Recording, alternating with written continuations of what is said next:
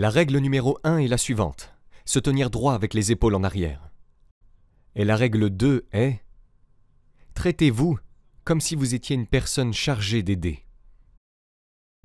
Et la règle 3, qui est étroitement associée à la règle 2, ce sont en quelque sorte des variations sur un thème, est la suivante. Soyez amis avec les personnes qui veulent le meilleur pour vous.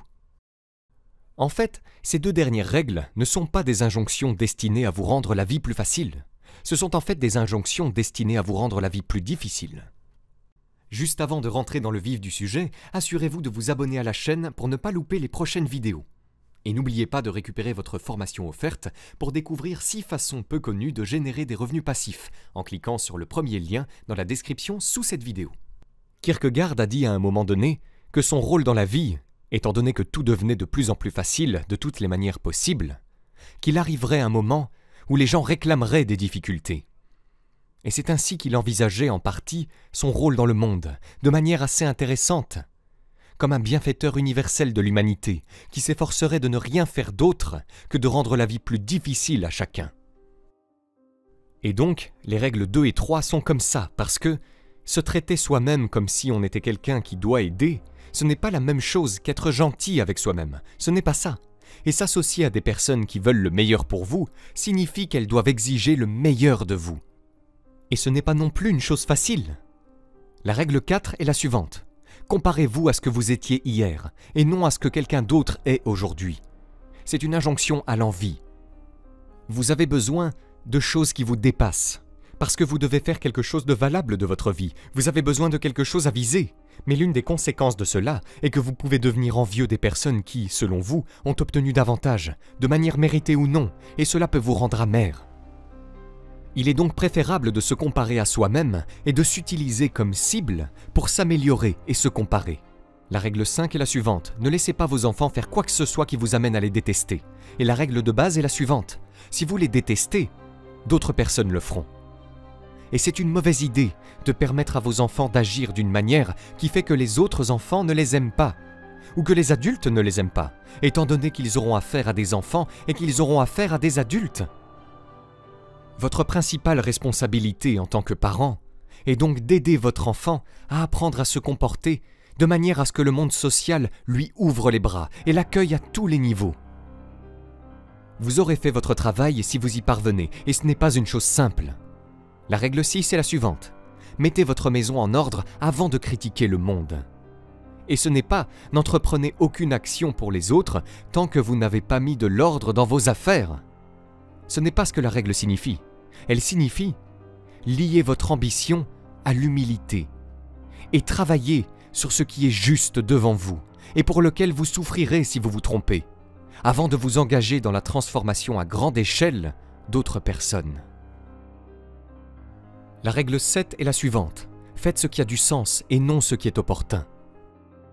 Et je dirais que, dans un certain sens, c'est l'éthos central du livre.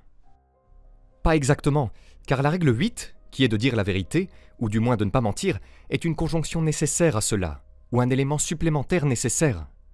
Car je ne pense pas que vous puissiez poursuivre ce qui a du sens sans dire la vérité. Et la raison en est que si vous ne dites pas la vérité, ou disons si vous mentez, ce qui est une façon plus facile d'y penser, vous corrompez les mécanismes instinctifs qui se manifestent en tant que sens. Et alors, vous ne pouvez pas leur faire confiance, et c'est une très mauvaise idée.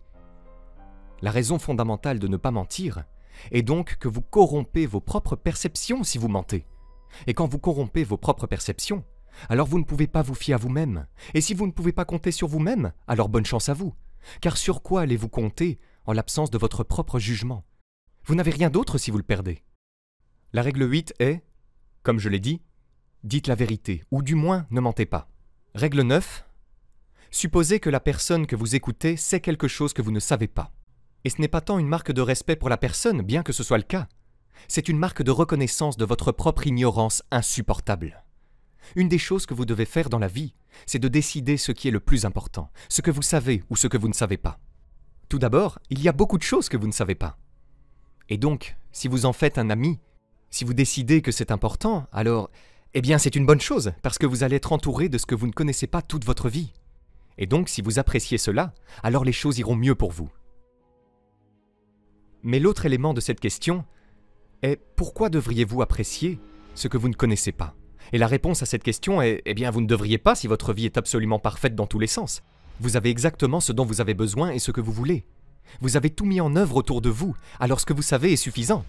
Mais si vous pensez que les choses pourraient être encore mises en ordre autour de vous dans votre vie personnelle, et en ce qui concerne l'effet que vous avez sur les autres, alors il est évident que ce que vous ne savez pas encore est plus important que ce que vous savez, et vous devriez faire attention à découvrir ce que vous ne savez pas à chaque moment possible. Et si vous avez la chance d'avoir une conversation avec quelqu'un et que vous êtes réellement intéressé par ce qu'il dit, alors, même s'il n'est pas très doué pour communiquer, même s'il est maladroit, ou même s'il affiche une certaine inimitié à votre égard, il y a toujours la possibilité qu'il vous dise quelque chose que vous ne savez pas. Auquel cas, vous pouvez sortir de la conversation moins ignorant et moins corrompu que vous ne l'étiez lorsque vous avez commencé la conversation. Et si votre vie n'est pas tout ce que vous aimeriez qu'elle soit, alors être légèrement moins ignorant et corrompu est probablement une bonne chose. Ainsi, la règle 10 est la suivante, soyez précis dans votre discours. Et je dirais que c'est une observation qui est une variante d'une injonction du Nouveau Testament, qui est, ou peut-être une description de la nature du monde qui est, « Frappez et la porte s'ouvrira, demandez et vous recevrez ». Ce qui est une théorie très étrange, disons. Mais je dirais qu'elle est beaucoup plus conforme à ce que nous savons de la psychologie de la perception que vous ne pourriez l'imaginer. Car il est vrai que l'on n'obtient pas ce que l'on ne vise pas. Vous pouvez obtenir ce que vous visez, et votre objectif peut s'améliorer au fur et à mesure que vous visez, ce qui est une chose à considérer. Si vous spécifiez la nature de... En fait, si vous spécifiez la nature de l'être que vous voulez faire naître, alors vous augmentez radicalement la probabilité que cela se produise. Et bien sûr, vous le savez tous, parce que vous vous considérez, au moins dans une certaine mesure, comme des agents créatifs actifs, n'est-ce pas? Votre attitude fondamentale envers vous-même, du moins dans la manière dont vous agissez envers vous-même, est que vous vous réveillez le matin et que vous avez un paysage de possibilités qui s'offre à vous. Et vous faites des choix entre ces possibilités et déterminez en conséquence comment le monde va se manifester.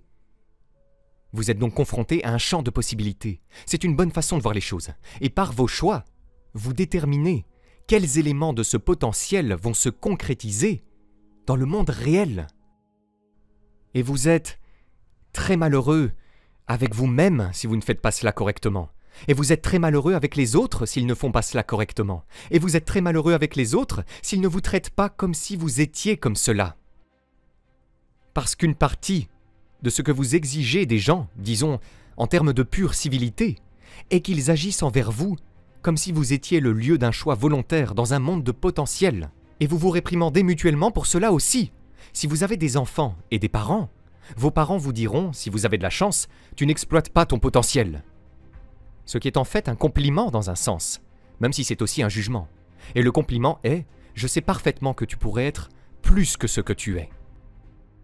Et vous baisserez la tête si vous avez un peu de bon sens, et vous penserez, comme vous pensez en relation avec votre propre conscience, que « Oui, j'ai beaucoup de potentiel que je ne réalise pas pleinement, et cela constitue en fait une transgression contre le bon sens ».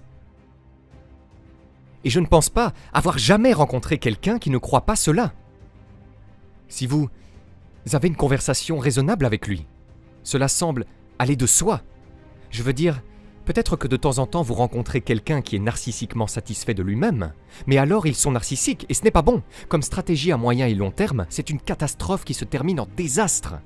Vous savez, à court terme, cela protège les gens, mais à long terme, ce n'est pas bon du tout. Et bien sûr, les autres personnes n'apprécient pas non plus. La règle 11 est ne pas déranger les enfants lorsqu'ils font du skateboard. Et c'est en fait une discussion sur le courage, sur l'encouragement plus spécifiquement. Parce que j'ai essayé de comprendre, par exemple, quel rôle les parents jouent dans la vie de leurs enfants. Et je dirais que c'est un rôle qui est d'une importance fondamentale, ainsi que d'essayer de guider vos enfants pour qu'ils agissent d'une manière socialement désirable, pour que le monde s'ouvre à eux. Vous voulez aussi les encourager, ce qui n'est pas la même chose que de les abriter. Ce n'est pas du tout la même chose. Et encourager quelqu'un, c'est dire quelque chose comme, ou faire quelque chose comme « Regarde petit, le monde est déjà difficile, parce que le monde n'est pas plus facile pour les enfants que pour les adultes. Les difficultés sont Elles ne sont pas les mêmes. Ce sont des difficultés de taille enfantine. Mais il y a toujours des difficultés. Le monde est un endroit très dur. Et c'est un endroit amer à bien des égards. Et ce n'est pas seulement un endroit dur et amer, il est aussi touché par la trahison et la malveillance. Et c'est le fond du problème. Mais il y a quelque chose en vous qui est capable de prendre cela à bras le corps et de le transcender. Et c'est un encouragement. Vous dites à votre enfant, aussi difficile que soient les choses, tu es à la hauteur du défi. Et interférer avec les enfants lorsqu'ils font du skateboard, par exemple, lorsqu'ils font, disons, des choses dangereuses, ce que les enfants font bien sûr lorsqu'ils font du skateboard, c'est interférer avec la volonté de l'enfant de s'exposer volontairement aux risques auxquels il doit s'exposer pour développer le type de compétence qui lui permet de s'épanouir dans un monde dont il ne peut être protégé. Et donc, interférer avec les enfants lorsqu'ils prennent des risques nécessaires ne relève pas de l'amour ou de l'empathie, mais de la lâcheté de la part des parents. Et c'est profondément dommageable pour les enfants. Et je peux vous dire, en tant que psychologue clinicien, que dans toutes les centaines de consultations que j'ai eues avec des gens dans mon cabinet, je n'ai jamais eu un client qui m'a dit « Mes parents m'ont rendu trop indépendant ». Cela n'est jamais arrivé une seule fois. Bon, maintenant, mes parents m'ont rendu trop dépendant, ou j'ai conspiré avec mes parents pour perpétuer ma dépendance, ça arrive tout le temps. Donc, il y a une règle empirique, qui je pense est bonne, qui je crois est souvent appliquée dans les maisons de retraite par les personnes qui y travaillent, ce qui est bien sûr un travail très difficile, et cette règle est « ne faites rien pour quelqu'un qu'il puisse faire pour lui-même ». Et la raison en est que c'est une forme de vol.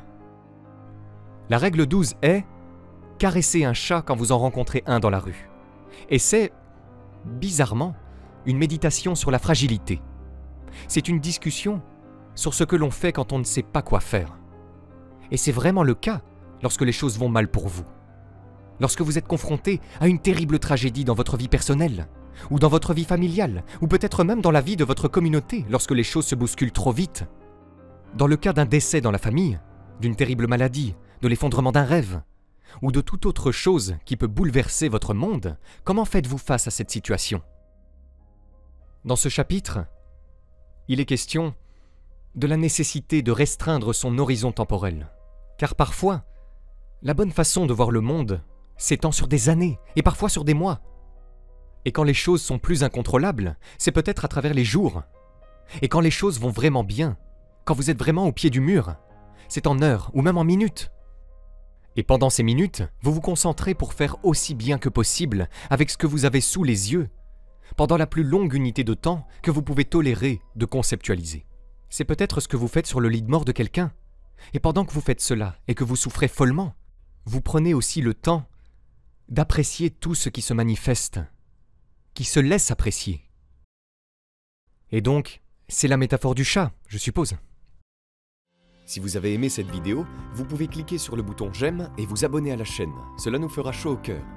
Vous êtes également libre de recevoir notre guide pour apprendre à générer vos premiers 200 € par mois sur Internet en cliquant sur le lien dans la description sous cette vidéo. Le tout gratuitement.